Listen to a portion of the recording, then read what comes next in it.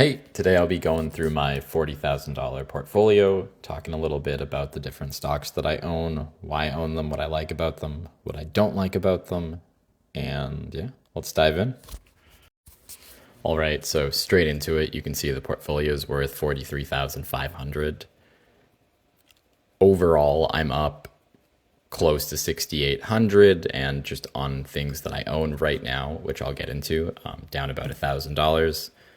This portfolio generates a little bit over 600 every single month, and the goal for this year is to get that up to 750. Will we hit it? We'll see. I'll be posting some videos where I just buy things live and evaluate the market, see how it's looking. So we'll get into the different ETFs that I own. ENCL, about 31% of the portfolio. So this is some exposure to Canadian oil and gas. Pays out a little over $200, and the dividend's about 17.5% with the current price. I really like it. I've owned this one for a while. I've owned the non-leveraged one, ENCC. I sold that recently for a profit and then reinvested that back into ENCL, so the leveraged one. It's been good for me, and I'll continue to buy into it as long as the price is nothing too crazy. HHLE and HHL are my ETFs with exposure to the healthcare industry. So they've been good to me. Again, this is US healthcare, large cap, I guess, US healthcare companies. It's been good. It's one that I purchased to be defensive. And overall, it's at the moment, it looks pretty nice. Just a few months ago, HHLE for me was down about $1,000, and that's when I loaded up on it a little bit more. Doubled down because I was following this just a little bit, and I saw that I guess just U.S. companies were hit hard by some of the things that Trump did, just market conditions. It's since recovered, and it's looking good. So HHLE pays me about $105. HHL pays out about $35, and this is every single month. MSTE is actually the highest monthly dividend paying stock that I own. This one's about 205, 206. And I have invested way too much into this. We're at, look at that, 9% now.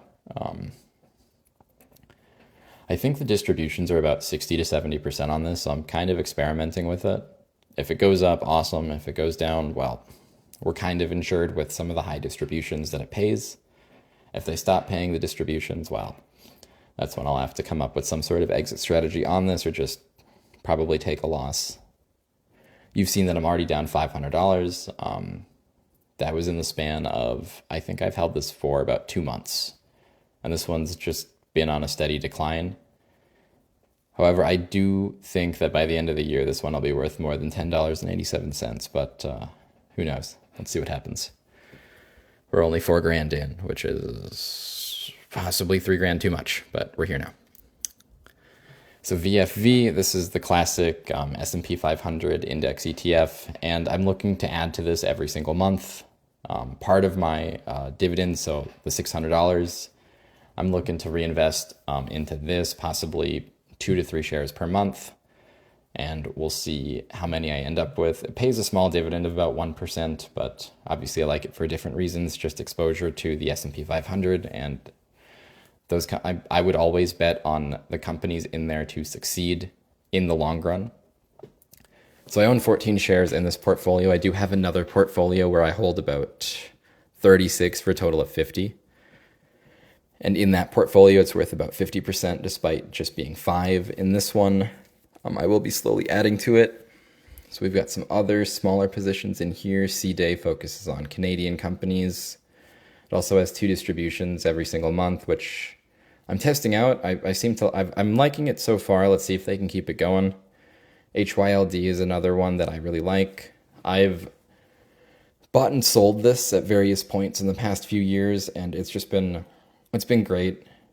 I've made a good amount of money on it. I have a small position in it, and if this dips, I would be looking to buy back in. Bigy is a new one, but again, 2 monthly distributions is part of why I like it. GLCC, a bit of exposure to gold. UTES, so this one focuses on utility companies. Again, with hopes that this one will be a little bit more defensive. S-Days, so we've got some US companies. HHIS, this one I believe is risky, and that's why I have such a small amount in this. GLCL, so that's the leveraged version of GLCC. It's also very new, so I was hesitant, and I also saw gold was on kind of a crazy run, so I didn't go too heavy on this. We've got TELUS, which has just been awful for me, but who knows, 10 years from now, maybe it goes up. I'm in this one long term. And yeah, that is a very quick breakdown of what I hold, a little bit about why I hold them. Thanks for watching.